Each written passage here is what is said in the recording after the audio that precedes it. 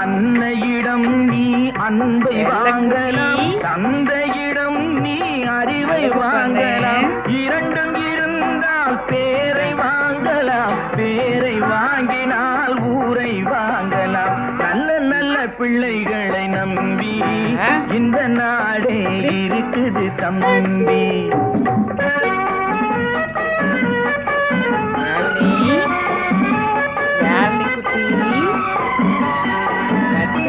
யாரு